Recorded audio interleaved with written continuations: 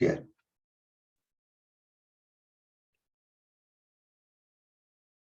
Me parecía interesante que hoy, que es la penúltima clase de Lacan Televisión, nuestra penúltima reunión del año, en diciembre terminamos con Lacan Televisión. Y la propuesta, les había dicho para el año que viene, si se suman y les interesa, va a ser el seminario ANCOR, que es contemporáneo justamente a televisión. Entonces, me parecía interesante que hoy comenzáramos indicando que ni el concepto de persona ni el de individuo a nosotros nos alcanzan, porque no alcanzan a subsumir la noción de sujeto que el psicoanálisis ha especificado. Y aun cuando el término sujeto no es un término freudiano, es decir, inconsciente freudiano, pero sujeto es lacaniano, aun cuando no es parte de la elaboración freudiana, de todos modos nos consta que Lacan introduce este término a partir de su lectura de Freud, a partir de la elaboración que hace de esa lectura, con lo cual lo que nosotros entendemos allí, que aun cuando no está explicitado bajo esta forma en Freud, el término sujeto está implícito en la obra freudiana. Y la lectura de Lacan lo que hace es recortarlo y sistematizarlo. Y lo que nosotros estamos proponiendo es un training para esclarecer las cuestiones de estructura que están en la base de la constitución de ese sujeto. ¿Para qué? Para que estemos advertidos a partir de ese training sobre la estructura, estar advertidos que no se trata meramente de un ejercicio teórico, que también puede serlo, por supuesto, pero sino más bien algo que nos va a permitir estar mejor posicionados en la escucha de esa singularidad que llega a nuestra consulta cuando el paciente toma la palabra. Podríamos decir que ahí se justifica que nosotros hagamos este training respecto a las condiciones en las cuales se constituye este sujeto que el psicoanálisis especifica, ¿no? Y que de alguna manera, ha refinado Lacan. Y sobre este sujeto, al cual Lacan se refiere en televisión, quería mostrarles hoy un cuadro. Se los anticipé, me parece, en algún mensaje en el WhatsApp grupal. Un cuadro que puede servirnos de apoyo también el año que viene cuando hablemos sobre el amor, el goce y el deseo. Es un cuadro del siglo XVI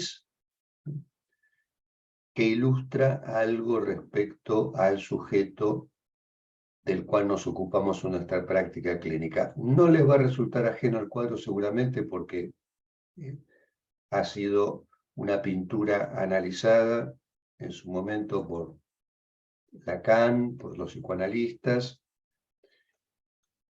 y además forma parte también de los seminarios, al menos de dos, del seminario de la ética y el de los 4 conceptos del psicoanálisis. Yo voy a mostrarles un videito que armé especialmente con el cuadro. No tiene sonido. Están viendo el escritorio, ¿no?, de mi laptop. Bien. Es muy breve, es 1 minuto para que veamos lo que nos entrega el cuadro. Bueno, los embajadores. Aquí está. Cuadro del siglo XVI, de un tal Hans Holbein el Joven, en el que están representados 2 personajes que existieron, Era un diplomático francés que pertenecía a la nobleza, y este señor de aquí, jóvenes ambos, ¿no? Un clero, un hombre perteneciente a la iglesia, que también formaba parte del cuerpo diplomático de Francia. Y tenemos aquí estos personajes al lado de algunos símbolos, objetos que corresponden a la época y que reflejan algo respecto al conocimiento, al arte, a la cultura, ¿no? Bueno, y lo que llama la atención es que tenemos en esta pintura algo debajo que, vista la pintura desde una posición frontal, resulta indescifrable, como si se tratara de una mancha. Acá vamos a ver algunos detalles más del cuadro.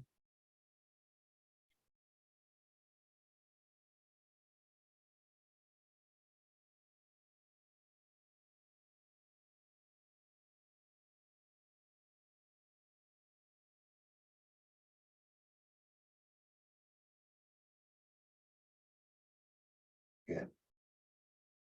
Y aquí les decía esto que resulta indescifrable, pero que si uno va tomando una perspectiva en un ángulo muy preciso, aparece de repente, emerge en la imagen este símbolo, que es un símbolo muy preciso, ¿no? Bueno, allí tenemos.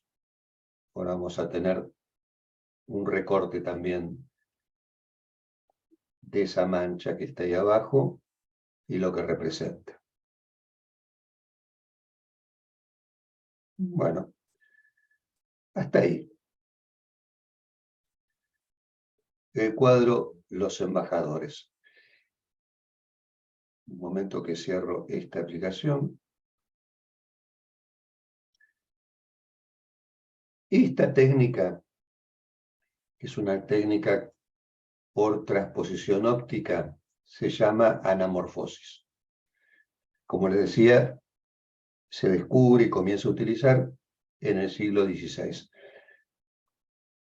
Fíjense que forma parte de la actualidad, porque quienes han visto quizás aquí algún partido de fútbol, verán que en algunas canchas pintan algún letrero, alguna imagen en el piso de la cancha. No me refiero a las digitales, ¿no? Porque ahora se trabaja digitalmente sobre la imagen de las canchas de fútbol, pero en algún momento estaban pintadas las imágenes sobre los costados de la cancha, y depende el ángulo de la cámara, se erguía esa imagen, aparecía erguida, ¿no? Como un fenómeno justamente óptico.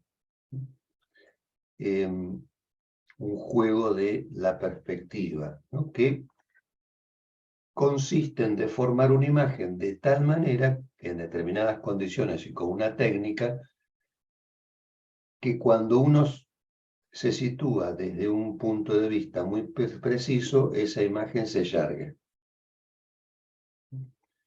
Noten qué curioso, porque a la anamorfosis se la puede comparar con la operatoria de una erección.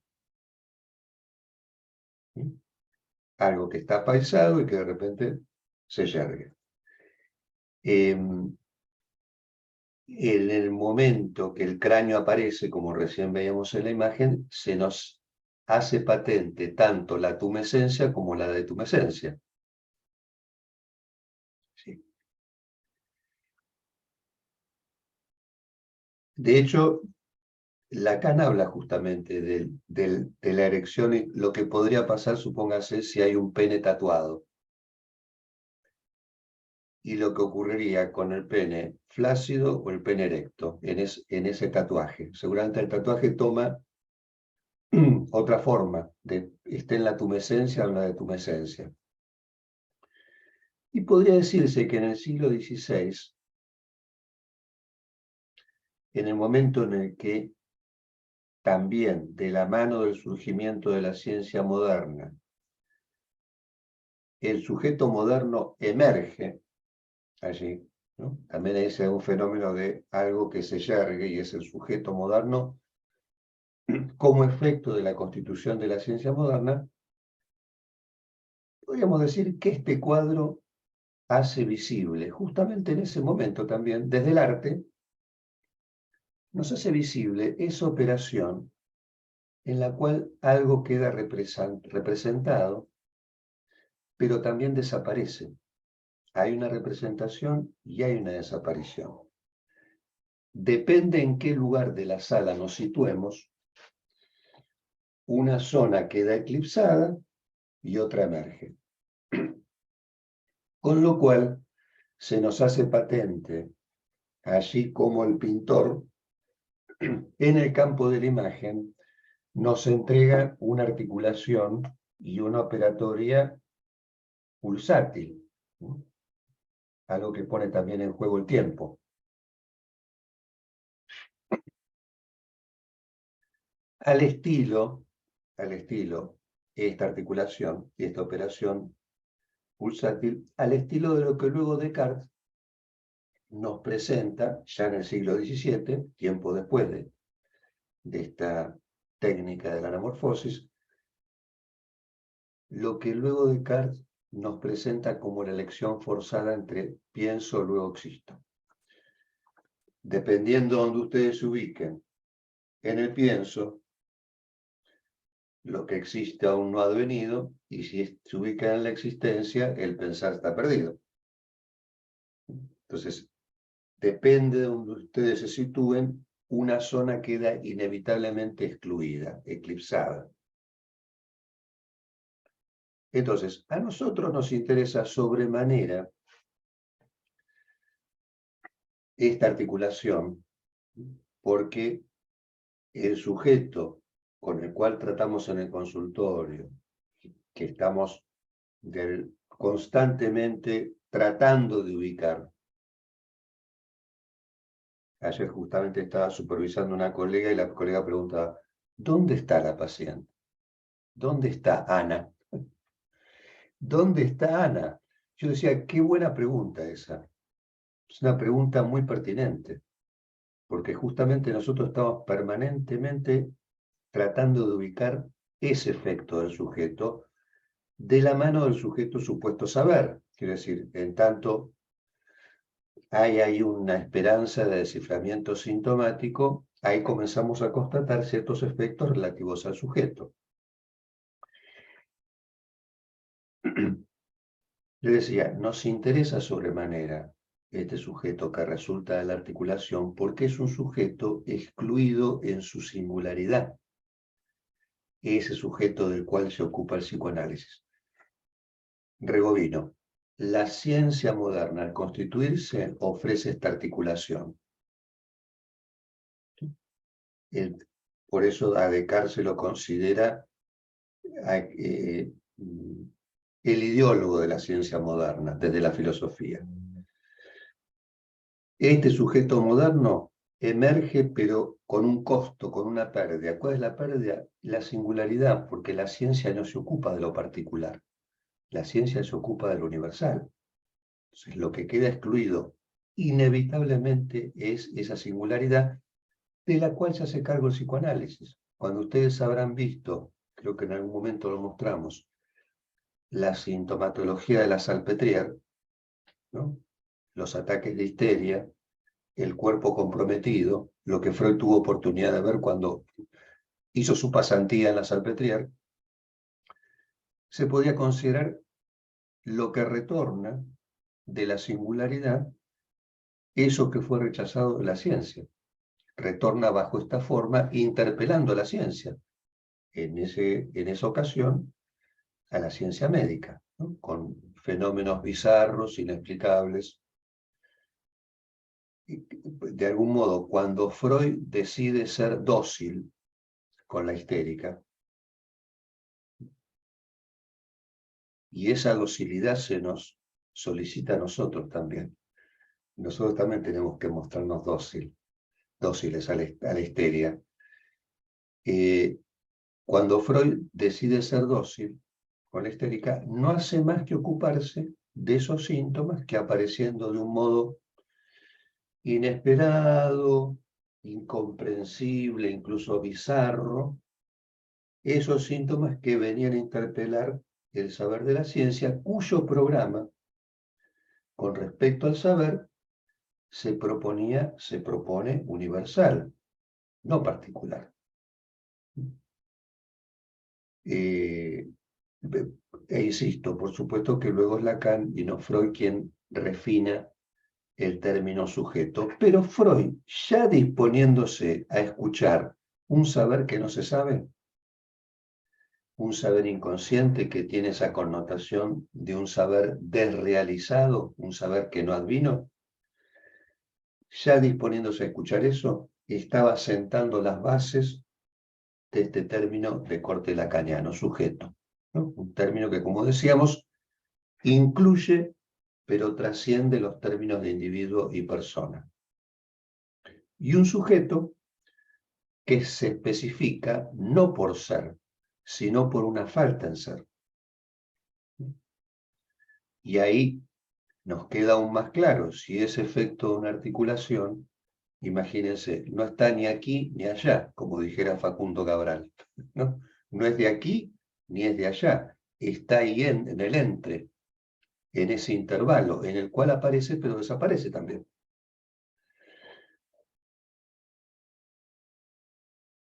La perspectiva psicoanalítica justamente aporta esta novedad.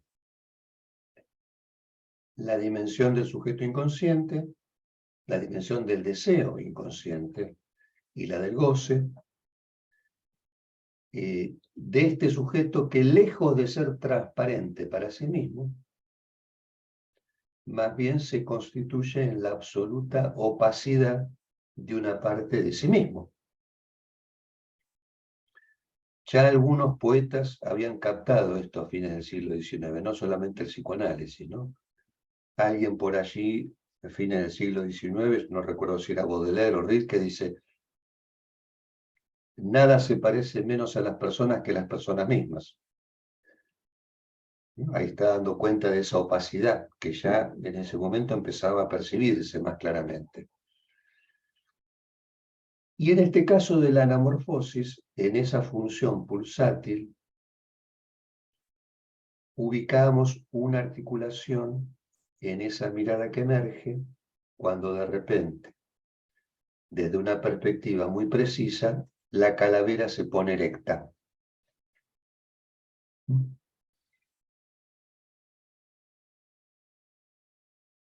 Les comento una anécdota sobre la calavera.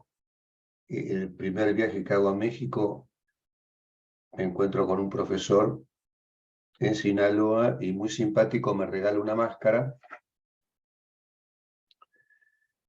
y una calavera de azúcar. Y cuando me da la calavera me dice: cómete tu muerte. Y la verdad que me quedé bastante sorprendido. No sé si a ustedes le habrán dicho algo así alguna vez en su vida. No, bueno, a mí tampoco, entonces me impresionó un poquito el cómete tu muerte, ¿no? Les comento que finalmente no terminé comiendo la calavera de azúcar. Creo que terminó en un tacho de basura.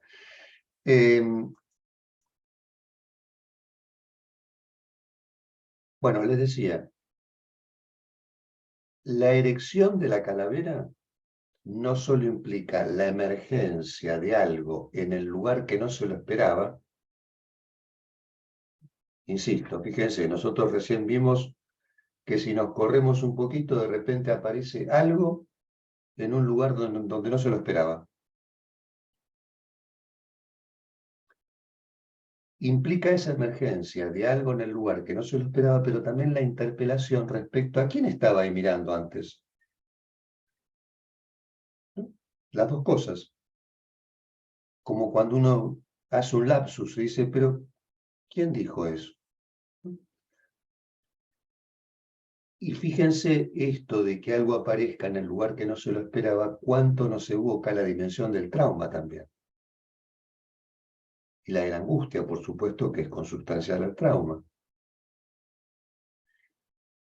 Este motivo de la anamorfosis en la enseñanza de Lacan aparece mencionado, les decía, durante 4 años, entre 1960 y 1964, en un espacio de tiempo que va del seminario de la ética del psicoanálisis al de los 4 conceptos.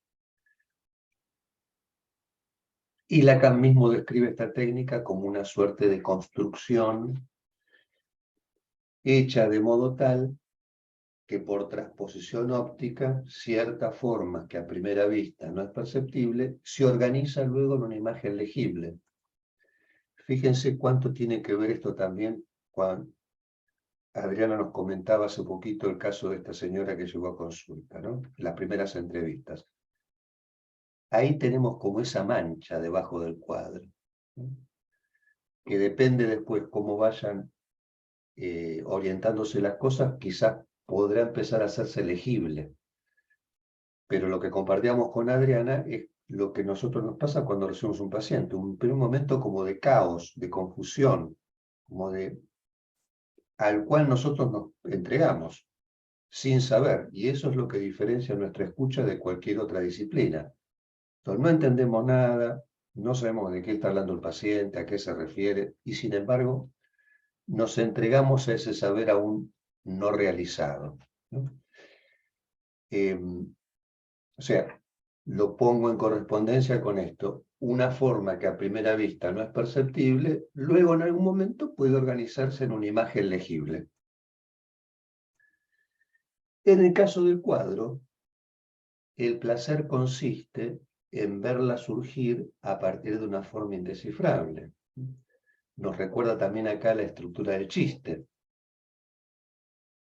¿no? Ahí donde uno está escuchando, no sabe para dónde va la cosa y de repente en el remate del chiste, ahí también aparece algo legible que nos sorprende. Y ahí el placer seguramente, bueno, porque de alguna manera el chiste le hace pito catalán al super yo, a la represión. Y cuando Lacan habla sobre el cuadro y la mirada, distingue estas dos dimensiones.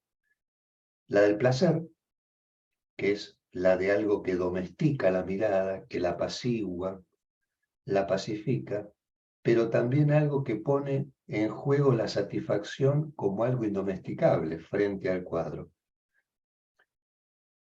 Ayer, una persona que yo atiendo que se dedica a la historia del arte,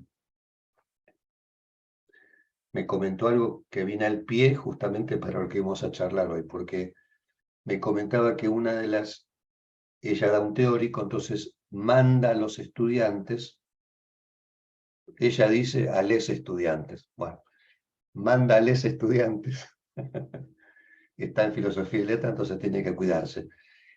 Si no la linchan. Ahí. Bueno, mándales estudiantes. Sí, ojo, vos estás en psicología, todavía hasta ahí, Laura. Tenés también que tener cierto cuidado. Bueno, mándales estudiantes al Museo Nacional de Bellas Artes como una tarea en grupos pequeños a elegir 2 cuadros de 2 periodos distintos y quedarse mirando el cuadro describiendo los colores que hay en el cuadro. Esa tarea. No de qué periodo es, no, los colores. Estuvimos hablando de los colores y de esa gama infinita que hay con respecto a los colores. E incluso las cosas sorprendentes que pueden pasar así. Digo, y escúchenme, digo, ¿nunca pasa que quizás aparece un estudiante que le dice, mire, yo soy daltónico? Sí, me dice, han aparecido chicos que dicen, profesora, se lo digo a usted porque me da vergüenza, pero yo soy daltónico. Alcanzo a distinguir los matices de gris y puedo decir, ese gris es colorado, ese otro matiz es verde, pero yo no veo los colores. Bueno, me comentaba algo que me pareció muy interesante, que viene por el lado no del placer, sino de la satisfacción, porque me decía que los chicos y las chicas le comentaban que les producía ansiedad quedarse mucho tiempo frente al cuadro. se ponían ansiosos. Les resultaba un poquito insoportable quedarse tanto tiempo mirando el cuadro. Ahí aparece algo que atañe a la satisfacción. Me parece, ya no a una mirada que es apaciguada, que está pacificada, sino algo más bien indomesticable que puede llegar a inquietar.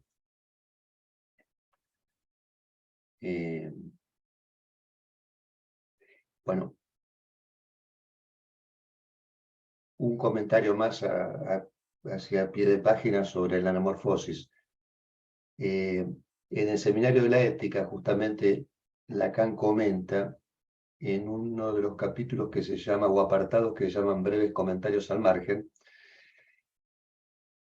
comenta justamente que en la época de Descartes, o sea, posteriormente a esta pintura de los embajadores, al parecer existía una capilla construida por orden de los jesuitas, en la que había todo un muro de 18 metros de largo que representaba una escena de la vida de los santos o del pesebre, que era totalmente ilegible a partir de cualquier punto que uno se ubicara en la sala.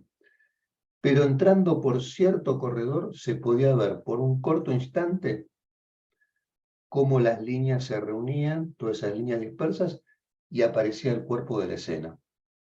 Ahí tenemos otro fenómeno. Yo busqué a ver si aparecía en algún lado esta imagen, pero no la encontré.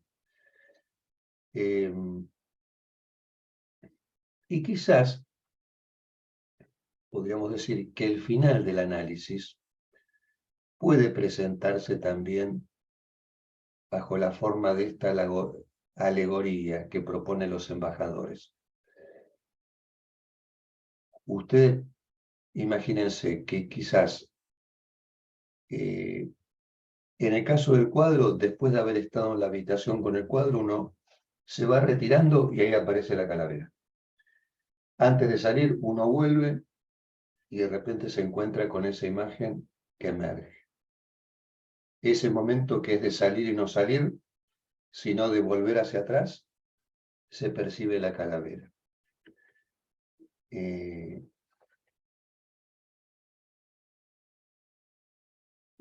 Quizás en el final de un análisis,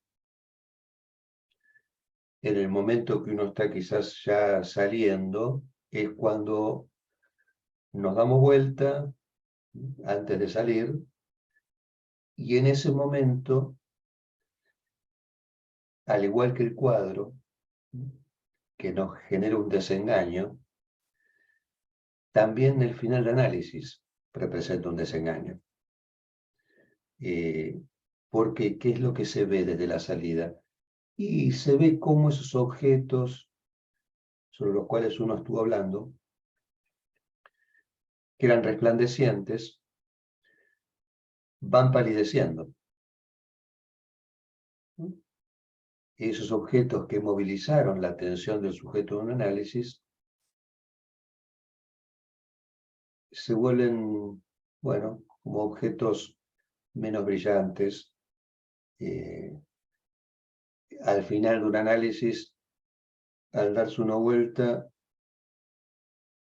todo lo que hemos hablado en el transcurso de un análisis, las referencias, ¿no?, de las palabras, quizás nos remiten a que no hemos hecho más que bordear con esas palabras un circuito que es el circuito del goce, el circuito de la verdad. Pero hizo falta que habláramos para justamente bordear el circuito, que tiene algo irreductible por otra parte, ¿no?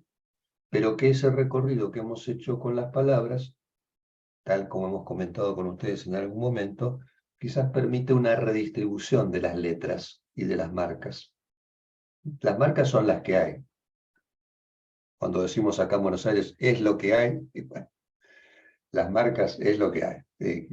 Ahora, sí puede cambiar una redistribución de esas letras, lo cual hace diferencia. Y quizás en ese final nos vamos a dar cuenta que no aparece algo que nosotros vincularíamos con la felicidad y con la esperanza. digo, en un final de análisis. No es que llegamos a la felicidad y al momento esperanzador. Yo diría, llegamos a una relación con el entusiasmo, pero un entusiasmo desesperanzado. ¿Qué es posible? De hecho, me parece que los que estamos aquí presentes podemos compartir esa sensación, de que somos entusiastas desesperanzados.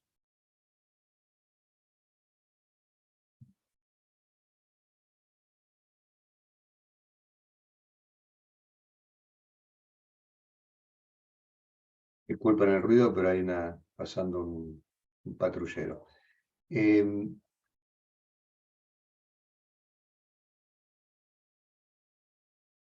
Yo le decía todo lo que alguien comenta en un análisis, ¿no? Todo eso que alguien comenta en un análisis lo ubicamos en el campo de la demanda. Y se podría decir que cuando hay una demanda que podemos interpretar, lo que se nos hace evidente es el deseo que subtiende esa demanda. Porque demanda no es otra cosa que dirigirse al otro con mayúscula. Esos son conceptos básicos. Entonces, la demanda en ese sentido abarca todo lo que se dice en un análisis. Y el solo hecho de que la demanda hable da lugar a la interpretación.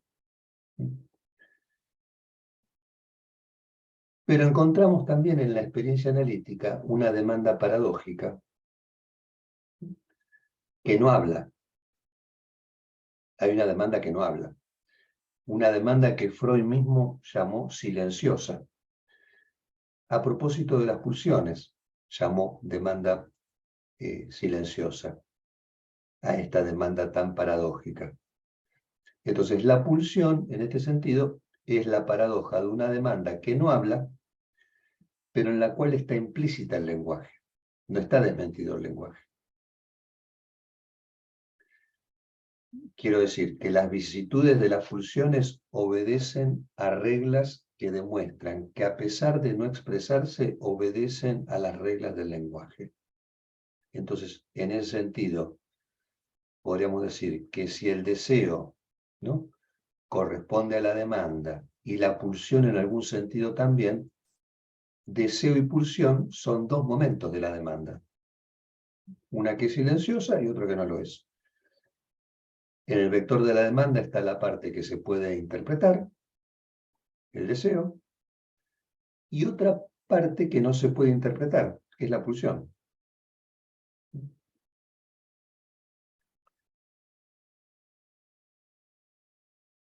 Noten ustedes que en nuestro análisis de televisión desde el año pasado no hemos dejado de insistir en los límites de la interpretación, en los callejones sin salida, en los impases, en los fracasos, en suma, todo lo que se presenta como un límite a la interpretación. Entonces tenemos estos dos vectores de la demanda. La pulsión, a la cual Lacan le atribuye voluntad de goce, certeza a la pulsión. Y tenemos al deseo, que es a la vez voluntad, no deja de ser voluntad del deseo, pero rechazo del goce. El concepto mismo de pulsión en Freud se ubica en deseo, porque el deseo implica siempre insatisfacción. El deseo no va en busca de más que no sea el deseo, ¿no? Recién Adriana me comentaba que en el caso que comentamos hace poquito, ella vio la foto de perfil de la señora y encontró algo muy interesante, que es una mujer que parece que está orientada a un deseo insatisfecho, a generar un deseo insatisfecho. Entonces, un deseo que se dirige a otro deseo. Con lo cual, la insatisfacción es constitutiva de ese deseo. Digamos, nombra un estado de insatisfacción fundamental en el sujeto. Y en ese sentido, no solamente corresponde a la histeria, corresponde al sujeto esta connotación del deseo. El deseo histérico es el deseo como tal. Y, en todo caso, la obsesión y la fobia son modalidades también de insatisfacción, se podría decir. Por el contrario, en Freud, fíjense qué interesante, la pulsión siempre logra satisfacerse, aun cuando sea por satisfacciones sustitutivas. Así como definimos al deseo como algo siempre satisfecho y que forma parte de su constitución, el concepto de pulsión nos orienta hacia algo que siempre es satisfecho. Cueste lo que cueste, caiga quien caiga, la pulsión se satisface. Es así.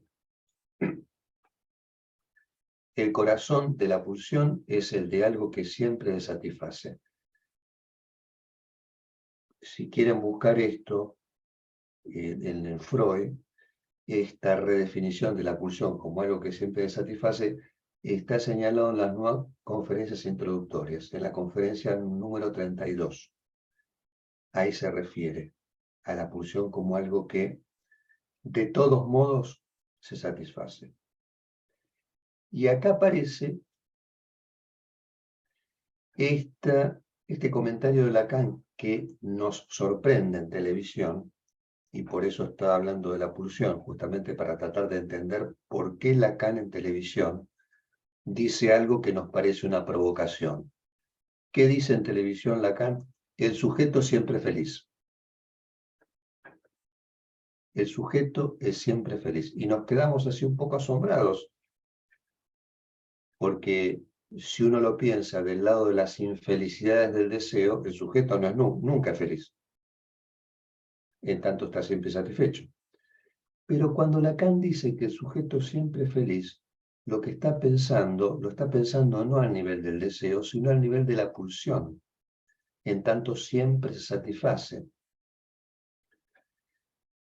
Y en esos términos, les decía, Freud lo plantea en las conferencias, donde dice la meta interna de la pulsión sigue siendo, en todos los casos, la alteración del cuerpo sentida como satisfacción. O sea que la pulsión imparable, estamos en tiempos imparables también, ¿vieron? Todo parece un poco imparable. Tremendo. Estamos un poco así agotados con eso, o bastante cansados con esto imparable. Bueno, la meta interna de la pulsión sigue siendo satisfacerse y para eso altera el cuerpo, de modo tal que sienta la satisfacción. Por supuesto, lo que es satisfacción en un lugar no lo es en el otro. Hay una meta interna en la pulsión. Y podemos decir que ese cambio corporal que es sentido como satisfacción, ese cambio corporal que es sentido como satisfacción es una primera versión de lo que Lacan luego refina como objeto A. Es una presentación del objeto A que involucra el cuerpo. Esa alteración del cuerpo sentida como satisfacción. Hay otra vertiente del objeto A la cual hemos hecho referencia en estas reuniones, que es un poco más difícil porque atañe a la consistencia lógica de ese objeto A. Ustedes recordarán que en algún momento Lacan transmite en televisión sobre el goce como aquello que consiste en los desfiladeros lógicos del significante. En sus seminarios, Lacan hace el esfuerzo de conectar esas dos definiciones, el objeto A como satisfacción sentida, ¿no?, como plus de goce, y el objeto A como consistencia lógica. Entonces, la noción de una meta interna de la pulsión nos permite entender que paradójicamente en la infelicidad, en el fracaso, en la frustración, es donde la pulsión se satisface en un nivel fundamental. Por eso que nos llama la atención en muchos casos cuando escuchamos pacientes que insisten y perseveran y repiten cosas que nosotros vemos que los hacen infelices y sin embargo van hacia ahí, ¿no? Se tropiezan una, dos, tres veces con la misma piedra. Bueno, uno ahí podría decir, hay algo que se está satisfaciendo en ese lugar. Bien. Esta es la versión de la felicidad que nos entrega Lacan en televisión, ¿no? Distinta a lo que él planteaba años atrás, por ejemplo, en la ética del psicoanálisis, cuando hablaba de la felicidad, ahí decía, el sujeto comienza un análisis queriendo la felicidad. Pero el analista sabe que la felicidad no tiene un lugar posible. Entonces ahí Lacan decía, Seminario 7, la demanda del analizante y el deseo del analista no coinciden. El paciente pide felicidad y el deseo del analista sabe que hacia ahí no se orienta el análisis. Esa es la versión de la felicidad contemporánea del Seminario de la Ética.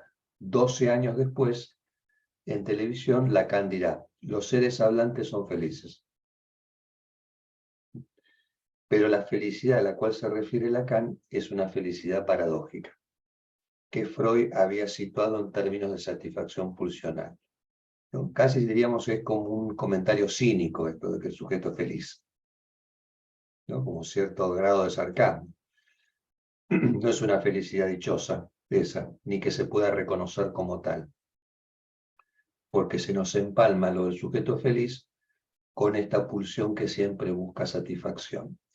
El deseo conlleva insatisfacción, por eso a nivel de la pulsión el sujeto es siempre feliz. Y esta felicidad no se articula con una meta a alcanzar, sino con un presente. Siempre es un presente esa satisfacción pulsional. Un presente que incluso no es reconocido. En ese sentido, la felicidad a la cual Lacan hace referencia en televisión no es esclava del deseo, sino que está referida al goce. Incluso digamos que hay un elogio de Lacan respecto a esa voluntad de goce, ¿eh? Ojo, hay una posición ahí respecto a, ustedes vieron que se refiere a Sade casi como con cierta admiración al Marqués de Sade, ¿no? Como alguien que está decidido a llevar a cabo esa voluntad, ¿no? De gozar. Que no es la del deseo, porque la del deseo siempre es más evitativa, más sinuosa, más, ¿no? Y por otra parte, en el último tramo de la enseñanza, Lacan lo que privilegia es justamente la perspectiva del saber hacer con el síntoma, arreglárselas con el goce. Que nos arreglemos con el goce como podamos. En una conferencia de 1975, o sea, 2 o 3 años después de esta emisión de televisión, Lacan decía que al análisis no hay que empujarlo muy lejos. Lo decía en el 75. O sea, cuando un analizante piensa que él está feliz de vivir, suficiente. Ese feliz de vivir se trata de una felicidad no basada en la búsqueda del tener ni en el esperar. Ni tener ni esperar, sino más bien una felicidad curada de las desdichas del deseo, ¿no? Así como cuando uno cura la bondiola con sal, para hacer la bondiola, bueno, acá y tiene que esperar y ponerla, ¿no? Bueno, 3 días primero, después le voy a poner otra capa. Bueno, acá la felicidad curada de las desdichas del deseo que la malogra, porque efectivamente fíjense cuánto de nuestra infelicidad tiene que ver con esos deseos insatisfechos, ¿no? Y alguien que hay una voz interna que nos dice, te falta esto, no tenés aquello, no hiciste tal cosa, no arribaste allá. Bueno, esto sería como algo curado de esas desdichas, de ese deseo que se vuelve imperativo por el lado del super yo, y que no conduce a un buen lugar, ¿no? De hecho, yo recuerdo que en alguna presentación de enfermos, Lacan hablaba de las mañanas que cantan, ¿no? De esa gente que se que está situada en la esperanza, pero que esa esperanza la conduce al suicidio. Entonces, más bien, la esperanza, en esta perspectiva, no sería una buena consejera, la esperanza. Atención. En esta dimensión, la esperanza, de estos mensajes que escuchamos, ¿no?, que leemos de la gente que digamos, como si fuera la tribuna de fútbol, se da aliento, ¿no?, con la esperanza, hay que esperar el mañana y todo será mejor. Y no, la verdad que no es así. Más bien, nosotros tenemos constancia en el consultorio diariamente que las cosas van empeorando en realidad. Quiero decir, no en un sentido el que esperamos, lo esperamos en el sentido de ese entusiasmo, pero que nos confronte con el horror y que podamos sostener esa confrontación con el horror. Bueno, hasta acá lo que quería comentarles hoy, que era básicamente también comentar cómo el deseo se articula con una falta, inevitablemente. Por eso el comienzo del análisis es interesante que sea en esta forma en la cual se presenta un sujeto histérico, en esa ubicación histérica, como relacionado con su falta. O sea, no sé quién soy, no sé qué me pasa, no sé qué quiero, no sé a dónde voy. Genial, es un buen comienzo para el análisis, espectacular. Así comenzamos. Si el sujeto está en posición histérica, es un buen comienzo. Y que ubique algo respecto del lado de ustedes que tenga que ver con el sujeto supuesto saber, que no es más que ustedes ahí dándole cuerpo, ¿no?, ustedes ahí dándole presencia, sea virtual o presencial, ustedes ahí dándole presencia a una posibilidad de desciframiento, de eso que no soy, no sé quién soy, no sé a dónde voy, no sé qué quiero. Ahí está el sujeto supuesto saber. Y por otra parte, vamos teniendo en cuenta en ese proceso que del lado de la pulsión hay una satisfacción que es imparable. Y ahí es donde Lacan, según mi modesto punto de vista, de manera un poco cínica, ubica la felicidad, en este caso. Hasta acá lo que quería comentarles. Si les parece, hacemos una pausa de 5 minutos, así decantamos lo comentado y después conversamos de lo que ustedes quieran. Detengo la grabación.